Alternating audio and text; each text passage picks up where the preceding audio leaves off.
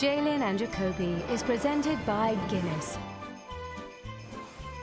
He is Jalen Rose. I'm David Jacoby. We are Jalen and Jacoby. This is our holiday special. What is it that we do? We give the people what they want. Welcome to the very special holiday edition of Jalen and Jacoby. This is the time that you spend with family, and we appreciate you spending this time with us. We're going to hear from you, our viewers and listeners, and we're also going to celebrate some moments of the year. And this is also a time where we exchange gifts. And there were some athletes that got some very nice gifts under their collective Christmas trees this year, and that is the following. We're going to focus on Mookie Betts, Giannis Antetokounmpo, and that man, Patrick Mahomes, because look at these contract numbers. We're now looking at athlete contracts, not in terms of hundreds of millions, but in $500 million and $250 million contracts. Jalen, what does this tell you about where sports is going? Checks. And in the United States, we have placed the premium on being entertained. And fans pay top dollar in order to see sports and entertainment. There's a lot of gambling also taking place by fans and playing fantasy. So athletes, even though basketball and football have salary caps, players are still getting astronomical deals. And I'm happy to see the Greek Freak stand in Milwaukee. It's great to see Mahomes is going to be with the Chiefs long term. And it was really great to see Mookie get a World Series championship with the Dodgers. It was really a seminal year in terms of athlete contracts because we look at those three faces. Those are sort of the faces of the sport. Two of those three happen to come away with championships this year as well, and they got paid for it. And we hope that Giannis and the Bucks will get a championship over the course of his contract. Now, Jalen, we were all given gifts this year. We had a very difficult year collectively, and you remember during the quarantine, when all sports were shut down, we all needed something. We just needed some sort of silver lining to this dark cloud, and we got it in the form of The Last Dance, an epic documentary series from ESPN directed by Jason Ayre about the career of that man, Michael Air Jeffrey Jordan. Jalen, take yourself back to those Sunday nights watching back-to-back episodes of The Last Dance. How did you feel while you were quarantined? Well, just think about it. It was at a time where we were not only dealing with the pandemic, Jacoby, it forced live sports to stop happening. And then all of a sudden, we were starving for content. I remember ESPN televised the horse competition. And so for Jason Ayre and ESPN to drop this documentary and then for it to be about the GOAT, Michael Jordan, to show his battles and how he had this physical toughness and this mental ability to uplift himself to a different level. And all of a sudden, you start looking at the things he's accomplished over his career, and it's just great to see that embodied in the documentary. It was a great job done. It was a really good job done. It was something that we all needed as a society because we were all alone in our homes. Restaurants weren't open. Stores weren't open. We were all terrified of COVID-19, staying alone in our homes with our tiny little bubble. But every Sunday night, it just felt like there was this community around this project, that we were all doing something collectively together, which was watching the highlights of Michael Jordan's career. And one of the things I loved about it most is you showed up in this documentary as well, Mr. Rose, on the wrong side of one of those series that they highlighted, and that was the Eastern Conference Finals, where your Pacers pushed these Bulls to a seventh game, something that only happened 3 times. What did it feel like to relive that series and be a part of it yourself? I was just happy to be a young buck playing a role on a team led by Reggie Miller, coached by Larry Bird, and so many terrific vets. And to play in a Game 7 versus the all-time great Bulls, the only time they were forced to go into Game 7 is a legendary memory when you think about all of the great players and the Hall of Fame coaches and people that were a part of that series. Well, you were one of the players that had to live through that Michael Jordan dominance, but a lot of young people didn't live through it, and they experienced it through this documentary. It was not only that, but it was also in the bubble, the Lakers winning the championship, which sort of reignited something that we've always been discussing, which is, of course, the GOAT topic in the NBA. Who is the greatest of all time, which sort of bubbled back up after the Lakers became the Kings in the bubble, and it was King James versus MJ. Now, you and I looked at some criteria through which that they should be compared. Championships, scoring titles, defensive player of the year, MVPs, finals MVPs. Why did you pick these criteria to sort of really break down the GOAT debate? Well, it embodies the regular season, first off. And usually the guy that has the scoring title, he was the guy that no one could stop getting buckets. Like, that just, it says something to be that guy. And to be defensive player of the year, like, usually that's two different players. And for one player to be able to do both, it starts to separate all-time greats. And then you start to add other things like scoring titles and championships and things of that nature. And so, yes, we're going to reignite the debate between MJ and LeBron, and rightfully so. LeBron has earned the right to be in this conversation now, Jacoby. I mean, he has 4 championships. They just added, along with Anthony Davis, they had a great offseason. He's going to win a couple of more in L.A., but it still doesn't take away in the race what Michael Jordan has already achieved. Michael Jordan, until another basketball player that I haven't seen comes along or is not in the league, is the GOAT in my opinion, no questions asked. That is your opinion and your opinion alone. And the last dance in the Lakers championship was just 2 things that happened during this very strange year that sort of refueled this debate. But we cannot discuss this year without discussing some very important things that happened off the floor and the field. And that is where activism, athleticism combined during the fight against social injustice. Jalen, what did you feel about the way the athletes sort of took the lead in this fight against racial inequality? Well, I'm really proud of professional athletes because so many times, Jacoby, we're told to stick to sports or shut up and dribble if we disagree with you. And at the time where George Floyd was tragically killed along with Breonna Taylor, it was a moment of reckoning in our country. And for the NBA, the WNBA, and multiple sports to take the stand, to use their voices, to use their platforms, it was something that was greatly needed in society. I'm glad you brought up the WNBA because they often get overlooked for their on-court and off-court achievements, but the WNBA truly led the charge when it came to the fight against social injustice. And I think that we would be remiss if we did this show looking back at the year and celebrated the intersection between activism and athleticism and did not celebrate specifically the work that those young women have done in this vein. Big shout to them. Jalen, it is now time for a special holiday edition of Soft Move or Boss Move.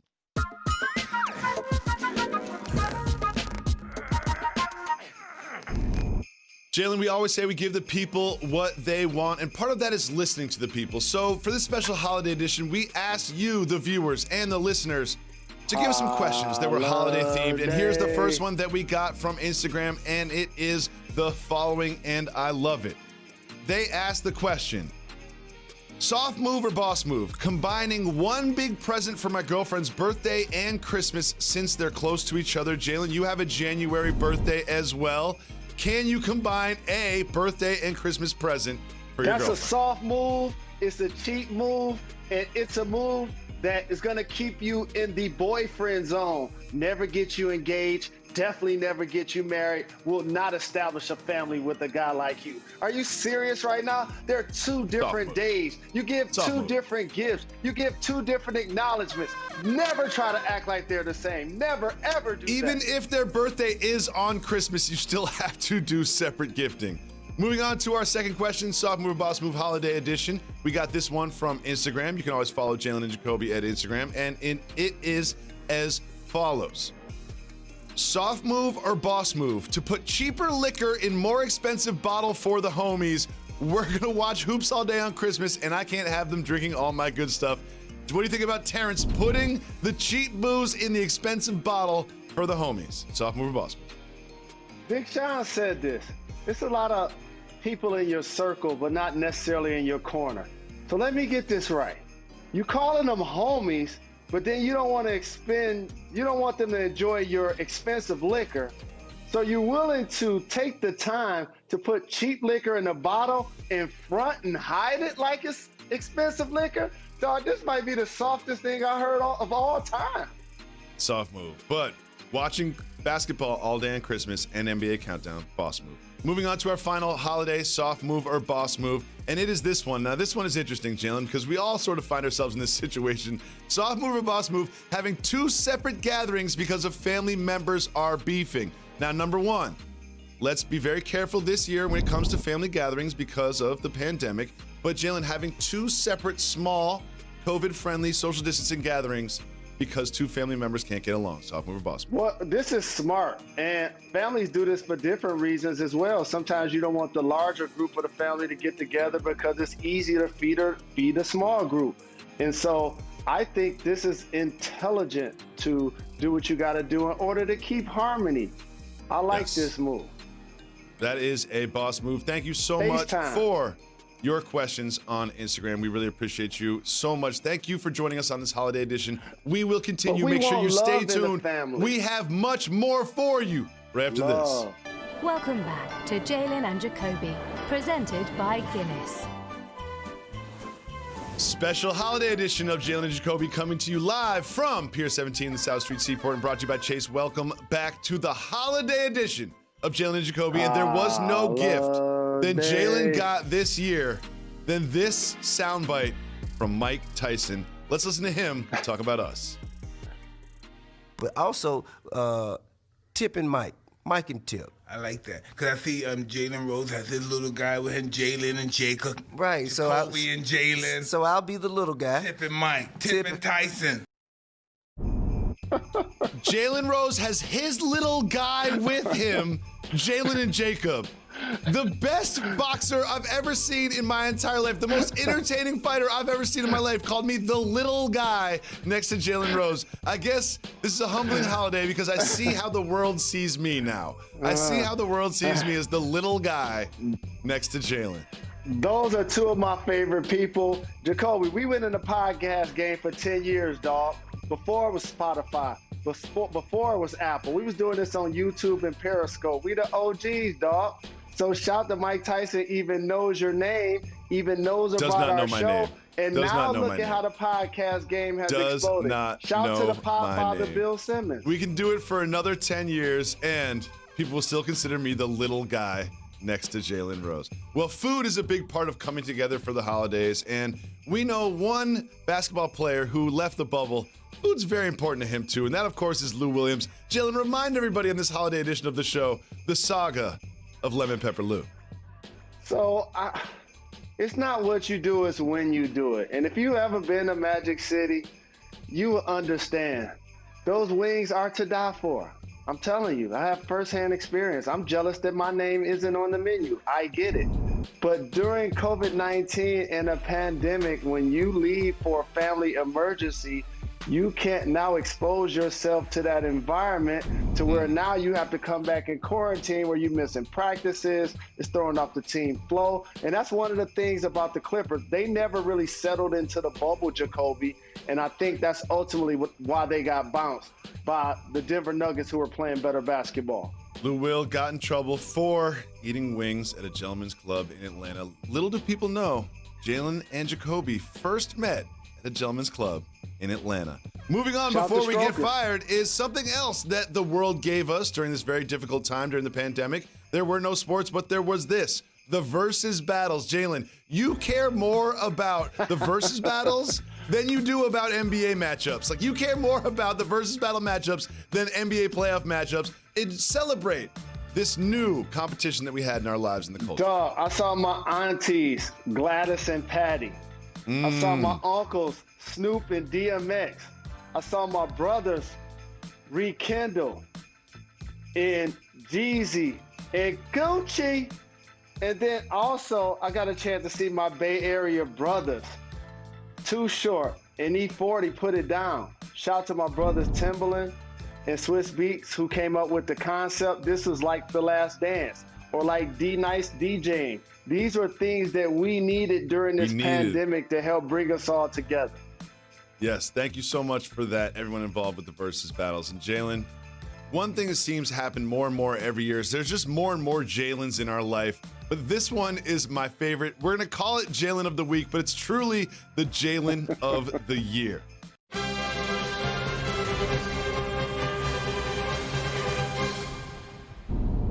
Jalen, you've mentioned this before, but one thing that rings true is all of the Jalens have a certain je ne sais quoi about them, including this young man named Jalen.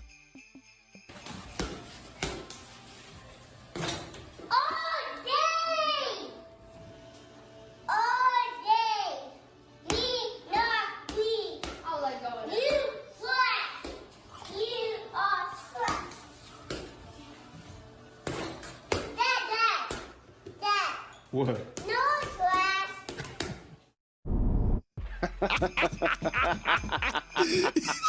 Oh, that little kid has so much game with the ball and with his mouth. He said, Dada, is Noah trash? Answer, yes. Salute to that, Jalen. Absolutely. Salute to my mom, Jeannie Rose, who created the name by combining my father, James, with my uncle, Leonard. And now just seeing that name become a common one. Like I told you, Jacoby, it's a superpower. Every time you see the name Jalen, the person doing something special. And shout to his brother Noah as the youngest for not pushing him down and destroying his confidence. Also, shout to the dad. Here's why. That's a fat crib. That's a fat crib, dog. They got a full court. They got two hoops in the living room. They got a full court in the living room with the high ceilings. They can play a full court game on one-on-one in the crib. Big shout to Noah. Big shout to Jalen. And big shout to all the dads in the world. And all the moms. Stay in school, work on your grades and your handle equally, and all your goals and dreams will come true. One thing he definitely does not need to work on is his trash talk, because he's got that part of the game all figured out. It is time for a special holiday edition of Cultural or Regional. Let's go.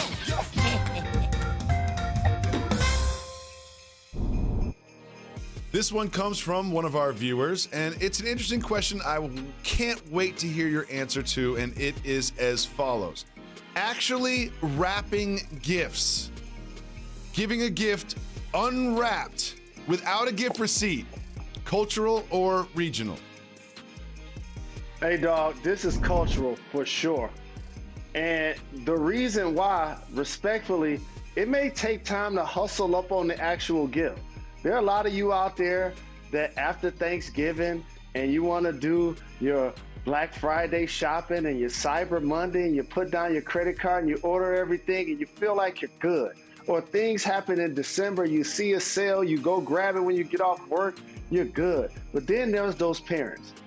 I came from one of these families where sometimes those gifts don't happen between the last 12 to 24 hours. Christmas Eve, I'm out in the streets. Like for real, that gift might happen at like 9 o'clock or 3 in the morning, depending on what video game we're trying to bring to the crib. So therefore, if it's unwrapped, it just lets you know that somebody really put their heart and soul into that gift. Yes. So that's what I'll say it is.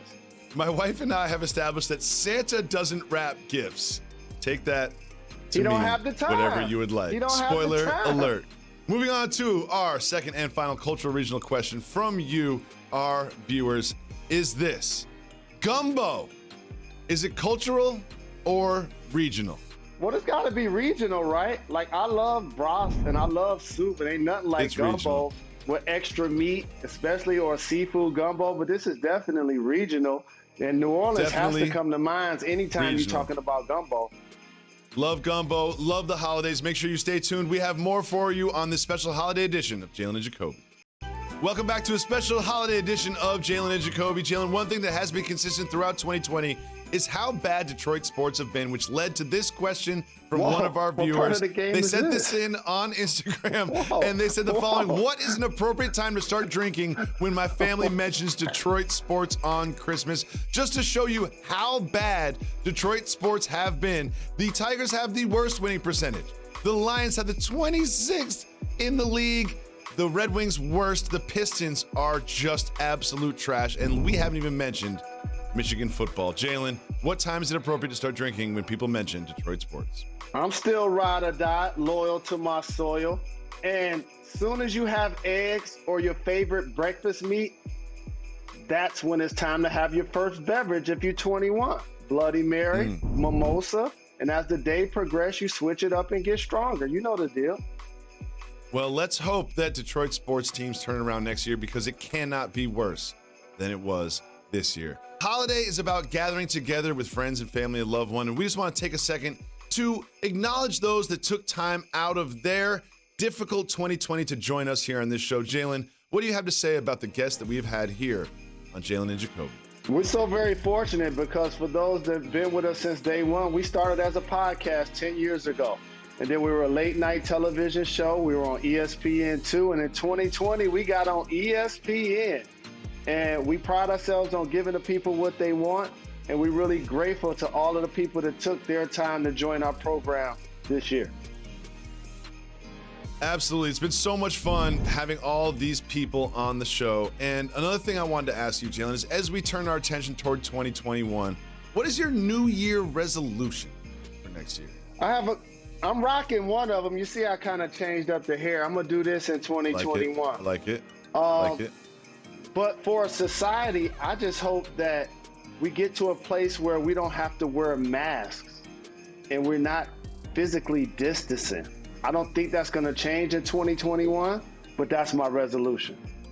Yes, I just want, as a society collectively, us to come together and beat this pandemic, because I want to hug a friend again. I want to put my elbows on a bar again. I want to go to a restaurant. I want my kids to go to school. I want us to come together and beat the coronavirus. That is my resolution. Thank you so much for joining us on this very special holiday edition of Jalen and Jacoby.